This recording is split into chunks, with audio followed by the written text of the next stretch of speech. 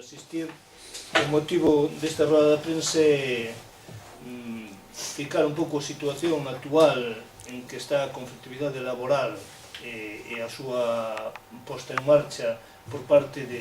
da Consellería de Traballo e Benestar, a privatización do Consorcio Galego de Servicios de Igualdade e Benestar. En primeiro lugar, pois, decir que, bueno, ven de confirmar, están chegando as cartas de despedimentos a 61 traballadoras e traballadores das oficinas de I+B, confirmando, pois, xa esa amenaza inicial transformando xa en realidade e que, polo tanto, é o primeiro elemento de desmantelamento do propio consorcio, para máis cando estamos a falar dun servicio sumamente necesario, prioritario, no ámbito rural, se queremos, entre outras cousas, fixar a poboación e non facer discriminación coa poboación que vive neste ámbito e mesmamente con aqueles sectores máis desfavorecidos que en épocas de crise como esta se deberá de actuar, reforzar mesmamente estes servicios en lugar de liquidar. Xuntamente con esta situación de desmantelamento hai que tamén relacionar xa a exposición e a declaración pública máis ou menos en sede parlamentaria da intención do propio consorcio, da propia Consellería de Traballo e Benestar de privatizar a xestión dos futuros centros de día, non? Máis de 14 centros que está previsto por en marcha, que xa estaban programados e iniciados e construídos co anterior goberno, pois o que vai a facer agora o goberno do señor Feijóo é privatizalos, non? Privatizalos que leva consigo como mínimo de que o servicio vai ser de menor calidade, que as condicións de traballo do propio persoal van empeorar e que se vai dirixir ou se vai desviar dinheiro público para beneficio de negocios privados. E unha terceira cuestión para constatar tamén esta situación é, como sabedes, no mes de marzo asinamos un convenio entre a parte sindical e o propio consorcio, o primeiro convenio para todo o persoal, máis de 1.200 traballadores e traballadoras do propio consorcio, e ao día de hoxe pois está sin aplicarse, non? Entón, a convocatoria de todas as movilizacións e de folgas tamén levan, evidentemente, como elemento fundamental e principal a reivindicación da posta en marcha do seu cumprimento e de aplicación do que é o convenio negociado, que ao fin e ao cabo pois reproduce, na maioría dos casos, por non dicir casi na súa totalidade, o convenio único do persoal laboral da Xunta de Galiza. Dicir tamén que este convenio pois por menos daba resposta a aquelas reivindicacións e situacións realmente de maior precariedade que teñen estes traballadores e traballadoras, non? Traballadores e traballadoras que son, sin lugar a dúbidas, o colectivo peor pagado de toda a administración galega. É un colectivo con as condicións de traballo moi por debaixo do que teñen o resto do persoal laboral da Xunta de Galiza e, nese sentido, pois o que pretendía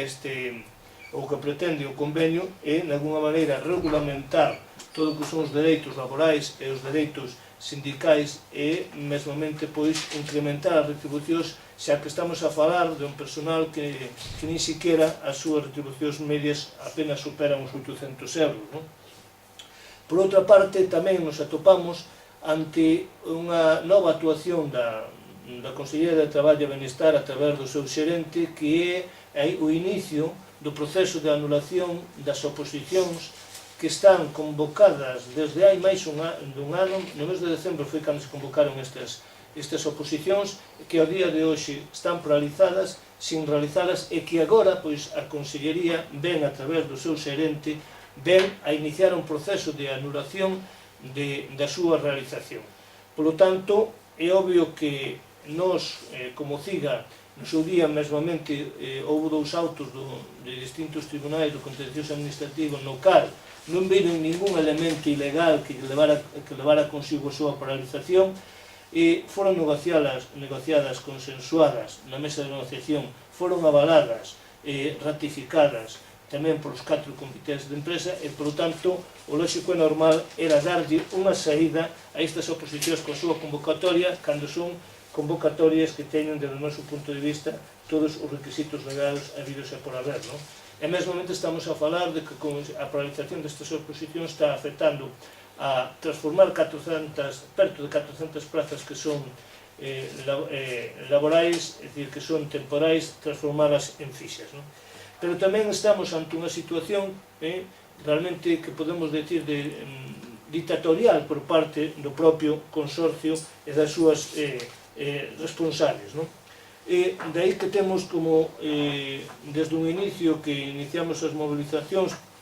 pois o propio consorcio impuxo uns servicios mínimos totalmente abusivos, ilegais, e as sabendas de que eran totalmente legais. Hoxe mesmo temos tamén convocado outra reunión para fixar os servicios mínimos na próxima folga, e xa sabemos de antemán que a proposta vai ser a mesma, non? Unha proposta totalmente abusiva que o que pretende é impedir o exercicio dun dereito fundamental como é o dereito á folga, neste caso, pois, aos traballadores e traballadoras do consorcio. Aínda así, pois, como todo o mundo sabe, a folga que se convocou, a última folga que convocamos, foi secundada moi maioritariamente por aquel persoal, por aqueles traballadores e traballadoras que tiñan dereito a exercer o seu dereito á folga e que non tiñan, por lo tanto, servicios mínimos. Ao mesmo tempo estamos vendo como esa actitude dictatorial e represiva transformase en que mesmamente se amenace que se usa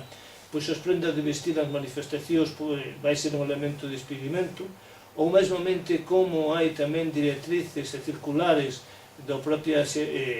consorcio exixindo a retirada das pancartas que facían alusión á reivindicación dos traballadores e traballadoras, ou como mesmamente neste momento as traballadoras e traballadores dos centros de traballo non poden remitir correos electrónicos á CIGA na medida que por cuestións supostamente técnicas que non había até de agora, pois imposibilita que realmente unha comunicación coas súas demandas, coas súas reivindicacións ou coas súas denuncias que nos chega a organización sindical. Pero tamén temos que dicir que estamos ante un novo xerente, unha nova Consellería de Educación que conculca a diario os dereitos tanto sindicais como os dereitos laborais. E se a isto lle engadimos que continúa a campaña de desprestixio, de deslegitimación do traballo que realizan estes profesionais, dicimos que continúa porque os portavozos do Partido Popular deixan ou pretenden deixar en evidencia a estes traballadores e traballadores cando foron no seu conxunto persoal que accedeu a un traballo a través dunha oposición e que, sin embargo, pretende dar unha visión cara á opinión pública de enchufados e enchufadas. Realmente o desprestixio, a difamación, a calumnia que se está a someter a estes traballadores exclusivamente busca o seu desprestixio para que despois se desmantele, se privatice e por encima se quere xustificar supostamente porque estes traballadores e traballadoras accederan dunha maneira fraudulenta, cando o único fraudulento que está ocorrendo é o único ilexítimo e o único criticable é a opinión xa permanente dun uso espurio, dun uso perverso que fan tanto a secretaria xeral que xa no seu día tuvo que despois rectificar, como mesmamente fai iso os portavozos do Partido Popular querendo mentir, querendo manipular realmente a opinión pública na medida en que nada ten que ver o que se anuncia, o que se di, o que é a realidade dos feitos. Dicir tamén que esta situación levounos unha vez máis a ter que seguir con un calendario de mobilizacións, que ven de ser refrendado pola Asamblea de Traballadores e Traballadoras do sábado pasado, e un calendario de mobilizacións que é continuidade do anteriormente feito, e que agardamos dunha vez por todas que realmente se queda un mínimo de sensibilidade, un mínimo de receptividade por parte, ni máis ni menos que unha consellería que leva o título de traballo e de benestar, e do propio xerente, que se aveñan a asumir as reivindicacións que desde a plataforma